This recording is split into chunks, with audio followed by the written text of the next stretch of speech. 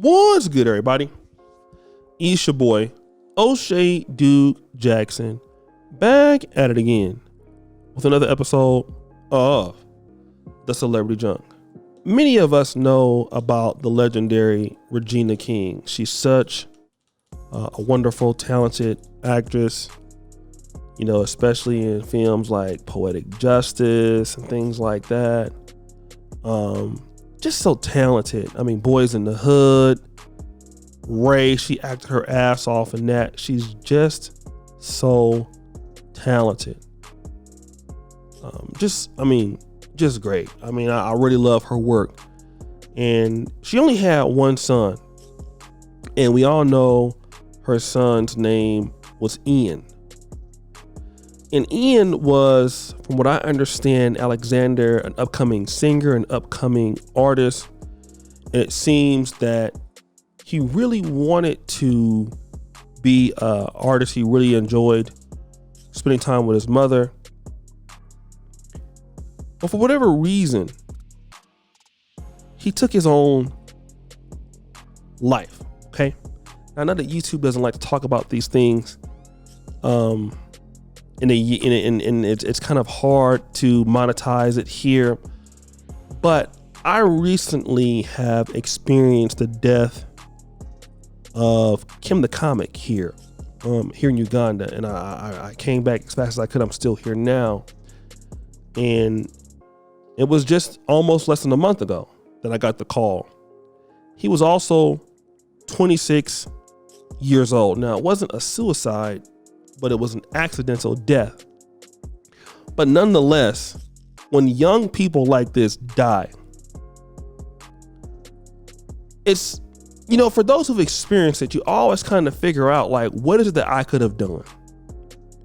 And for me, when I was coming back to California on December 23rd, I didn't have any work for Kim to do that day. So he was bored. And by the time I got to California, he probably just died, like maybe 10 minutes before I got there.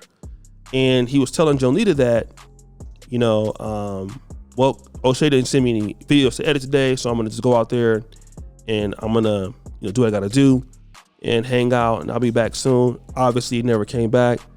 And the thing that I think about is, what is it that I could have done? And I know that has to be what Regina is saying to herself. What is it that she could have done? And the thing about it is, we don't know. We know that he suffered from mental health issues for a big part of his life, but we don't know what the motive was. And I want to tell a lot of black men that are going through things, mental health issues. A lot of times for us as a group of men, it's quite difficult for us to talk about those things.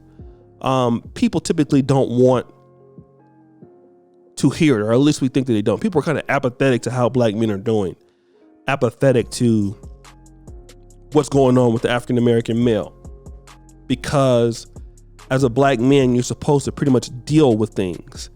And if you're complaining about something that's going on in your life, it's weakness. And if you're trying to express problems you're having in life, it's weakness. Until a lot of times these things can get so built up in you because you're trying to be a man. You're trying to really hold all your stuff and be strong.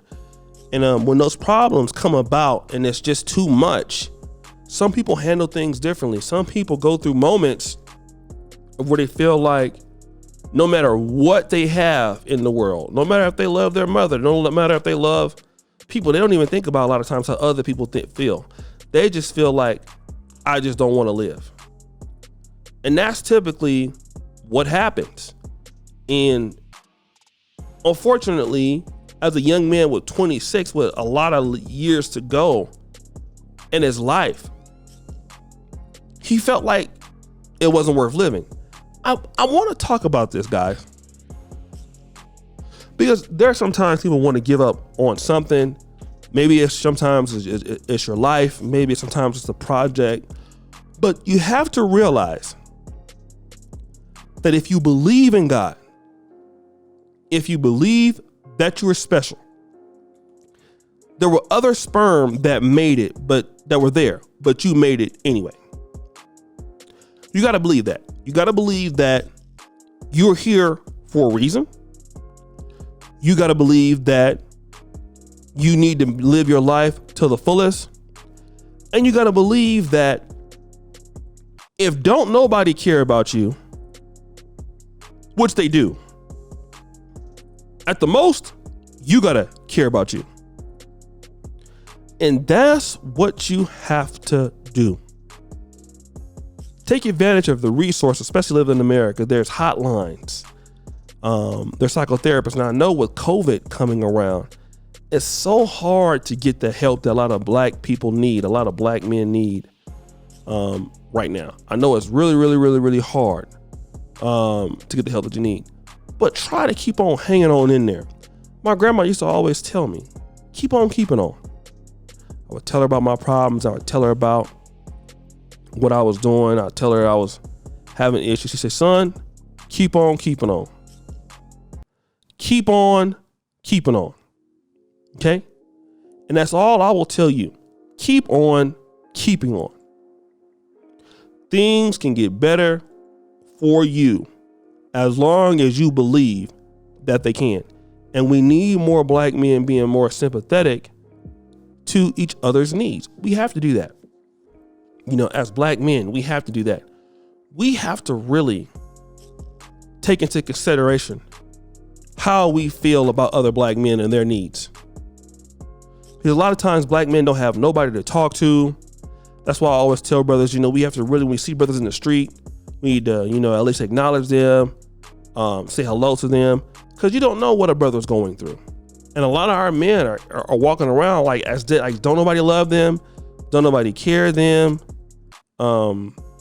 them, and all of this. And so you get a lot of guys who feel like, well, I don't need to be here anyway. And then there you go. So I want black men to take that into consideration. Try to be sympathetic to the brother's issues, your friends, your father, your family. There was a guy that was successful white guy. He was, I forgot what his name was, but he was a president of like some transportation system in Atlanta. And he jumped out in front of a railroad and just ended it all. So sometimes it's not even about money. People have their own reasons for why they do stuff. But I want black men to understand that you are needed. You are important. If don't nobody else tell you that you're important, you're important. Okay? You have a reason to live. And if you're going to die, let it be from natural causes or whatever else, because you're going to die anyway. But keep on keeping on. Things can get better. Life is beautiful. All right? I can tell you that honestly, life is beautiful. Give yourself a chance to be somebody. Guys, what do you think? It's your boy, O'Shea Duke Jackson, back at it again with another episode of The Celebrity Junk. I really appreciate you for all that you do. Subscribe with the bell. Check out the first come to the top. And as you know, the buffoonery remains at all-time high. I'm out.